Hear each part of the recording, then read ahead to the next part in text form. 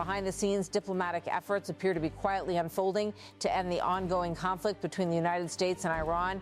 Yet in public, the rhetoric has sharply escalated, with both sides projecting strength and refusing to acknowledge any weakness.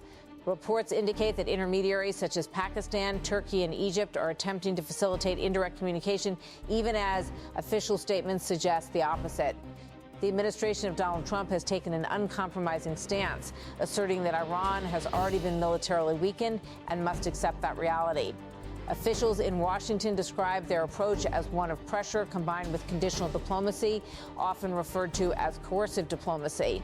This strategy blends military escalation with demands for concessions, signaling that talks, if they occur, will be on American terms. That message was made explicit by White House Press Secretary Caroline Leavitt, who issued one of the strongest warnings yet directed at Tehran. Caroline Leavitt said if Iran fails to accept the reality of the current moment, if they fail to understand that they have been defeated militarily and will continue to be, President Trump will ensure they are hit harder than they have ever been hit before.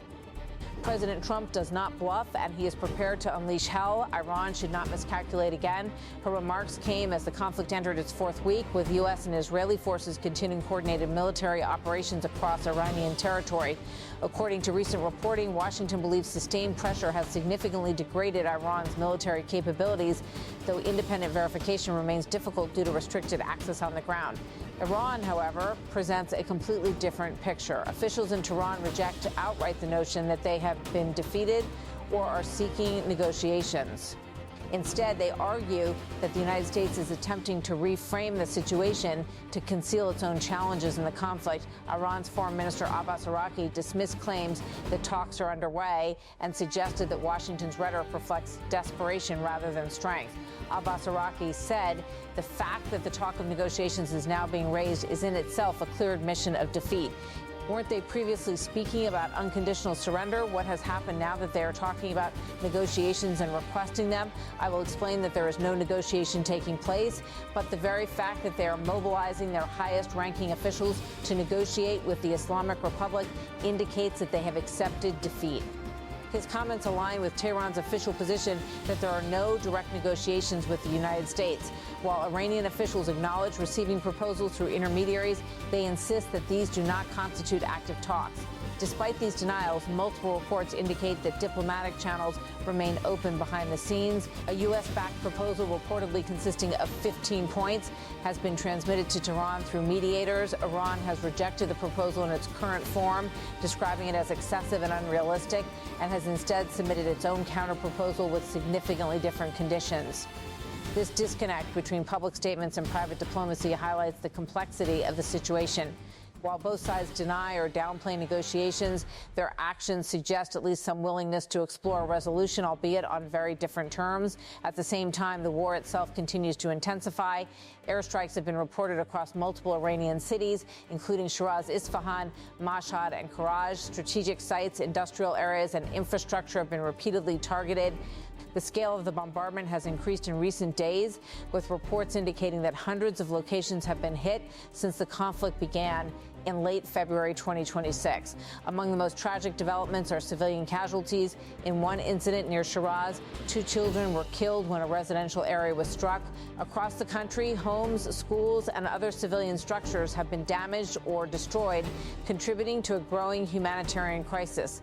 The conflict has also spilled beyond Iran's borders. In Israel, sirens have sounded repeatedly as missiles are launched from neighboring regions, including Lebanon. This widening scope has raised fears of a broader regional war, with multiple actors becoming increasingly involved. Meanwhile, the United States has continued to expand its military presence in the Middle East. Thousands of troops have been deployed, including Marines and rapid response units such as airborne divisions capable of being mobilized within hours. Warships and carrier groups have also been positioned strategically across the region. This buildup has fueled speculation about potential next steps, including the possibility of ground operations. One area of particular interest is Karg Island, a critical hub for Iran's oil exports. Previous strikes on the island have targeted military infrastructure, underscoring its strategic importance in the conflict.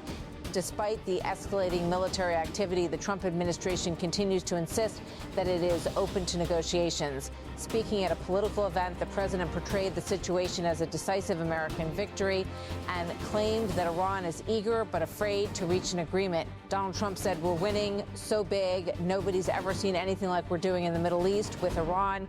And they are negotiating, by the way, and they want to make a deal so badly, but they're afraid to say it because they figure they'll be killed by their own people.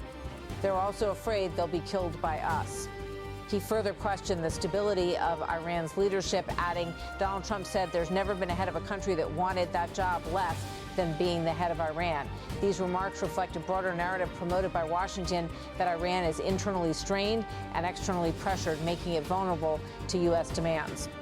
However, this narrative is strongly disputed by Iranian officials who argue that the United States is misrepresenting the situation.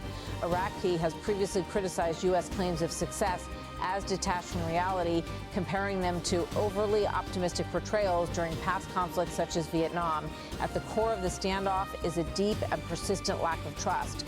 Iranian officials point to past negotiations that were followed by military action, reinforcing their skepticism toward U.S. intentions. They argue that entering talks under ongoing bombardment would expose them to further risk and undermine their position. From Washington's perspective, continued military pressure is seen as essential to forcing Iran into concessions. This fundamental disagreement has created a diplomatic impasse, with both sides unwilling to compromise publicly. The controversy surrounding the proposed 15-point plan further illustrates this divide. According to available details, the plan includes demands such as limits on Iran's nuclear program, restrictions on missile development, and changes to its regional policies. Iran has rejected these terms, describing them as one-sided and unacceptable. Instead, Tehran has put forward its own set of conditions, reportedly including demands for reparations, recognition of its sovereignty over key waterways, and an end to targeted killings of its officials. While neither side appears willing to concede publicly, there are indications that both are aware of the risks of continued escalation. The involvement of international mediators and the temporary easing of certain military actions, such as removing specific officials from target lists, suggests that space for diplomacy still exists. However limited, the human cost of the conflict continues to mount. Thousands of civilians have been affected, with widespread destruction of infrastructure and disruption to daily life. The economic impact is also being felt globally, with rising oil prices and market instability linked to the conflict. Domestically, the war is becoming a political issue in the United States. Rising fuel costs and uncertainty about the duration of the conflict have contributed to declining approval ratings for President Trump. Despite this, the administration has maintained a firm stance, emphasizing military success and downplaying the challenges ahead. As the situation evolves, the contrast between public rhetoric and private diplomacy remains one of its defining features. On the surface, both sides continue to exchange threats and accusations. Beneath that surface, however, there are signs, however tentative, of efforts to find a path toward escalation. Whether those efforts will succeed remains uncertain. The gap between the positions of Washington and Tehran is wide, and the level of mistrust is profound. Yet, with the conflict intensifying and its consequences spreading, the pressure to find a resolution is growing.